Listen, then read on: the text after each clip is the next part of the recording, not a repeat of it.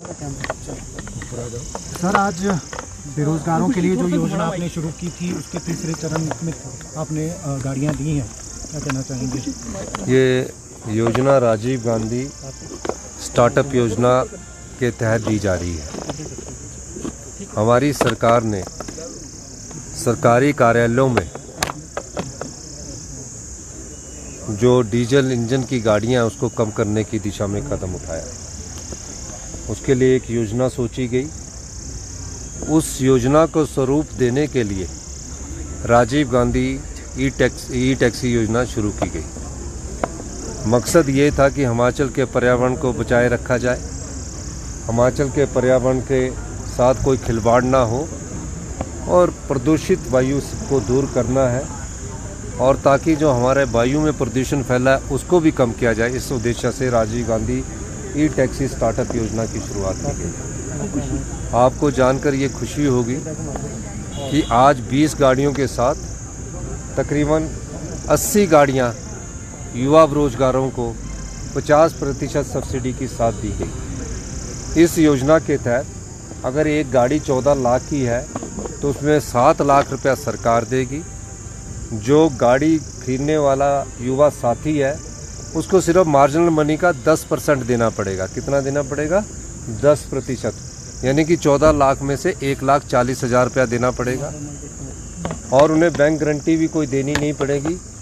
और इस गाड़ी को सरकार के द्वारा युवाओं को ये आश्वासन दिया गया है कि हर एक गाड़ी का हर महीने आपको जो किराया वो मिलेगा, और किराया गाड़ी के मूल्य के आधार पर निर्धारित किया गया है।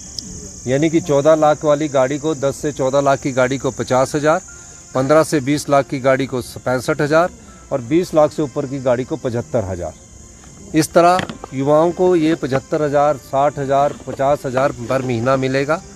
यानी कि एक गाड़ी अगर 14 लाख की है तो उसे हमने सबसे कम पैसा 6 लाख रुपया उसे साल का दिया। 6 लाख रुपया साल का देने के बाद वो अपनी गाड़ी भी फ्री करेगा और अपना जीवन यापन भी अच्छी तरह से कर पाएगा।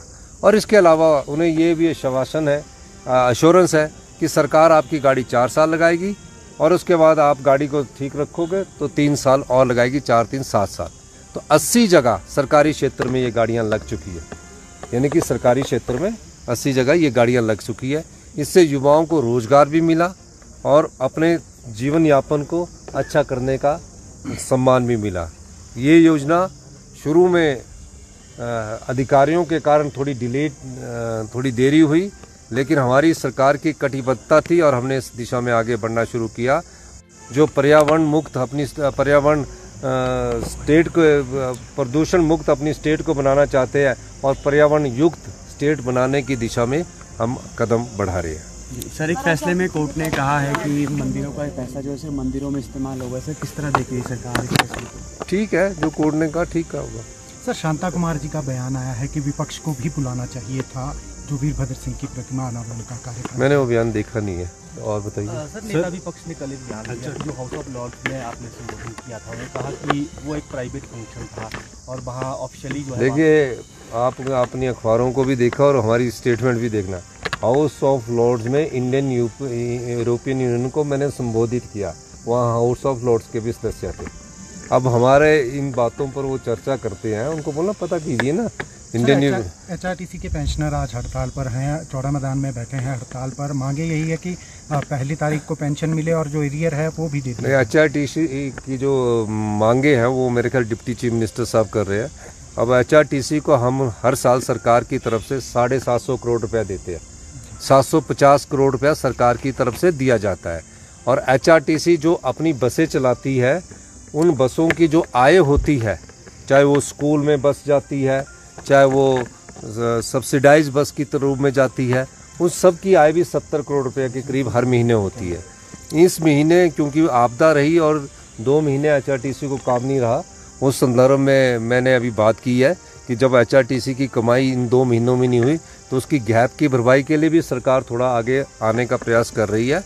और उनको जो पेंशन है, उनकी पेंशन वैसे 15 तारीख तक रिलीज होनी चाहिए, लेकिन HRTC के जो कार्य प्रणाली है ऊपरले स्तर पर, HRTC चलाने के लिए तो ड्राइवर कंडक्टर चाहिए, इंस्पेक्टर चाहिए होंगे ज़्यादा से ज़्यादा, पर उपले स्तर पर अधिकारियों की इतनी बड़ी फोर्स खड़ी की है, उसको भी रैशनलाइजेशन करने की HRTC को ज़रूरत है। तो HRTC को अगर प्रॉफिट में लाना, हम तो देते रहेंगे, लेकिन अगर HRTC को भी प्रॉफिट में नहीं लाना तो ये तो घाटा ही घाटा है। हम 100% घाटे पर चल रही है। और घाटे का कारण HRTC वाले बताते हैं कि जो सब्सिडाइज में हम 50% महिलाओं को सब्सिडी देते हैं तो उसके कारण घाटे में है। अगर 50% भी सब्सिडी देते तो कहीं ना कहीं कोई कमी तो है। तो इस दृष्टि से सोचना पड़ेगा ताकि जो HRTC के पेंशनर है उनको हर दिन हड़ताल नहीं करनी पड़े, 15 तारीख की जगह उन्हें पहली को मिले।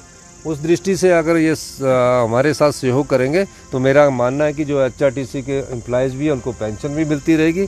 थोड़ा सा फैसले लेने की जरूरत है, उस दिशा में हमें आगे बढ़ना पड़ेगा। कड़े फैसले लिए जाएंगे सर अब HRTC के स्ट्रेंथन के लिए? नहीं, HRTC के एम्प्लॉयज़ के साथ ही मिलकर और मुख्यमंत्री महोदय के साथ ही मिलकर फैसले लिए जाएंगे। मैं HRTC का उदाहरण इसलिए नहीं देना चाहता हूँ, HRTC के पास सिर्फ 3000 बसेज है।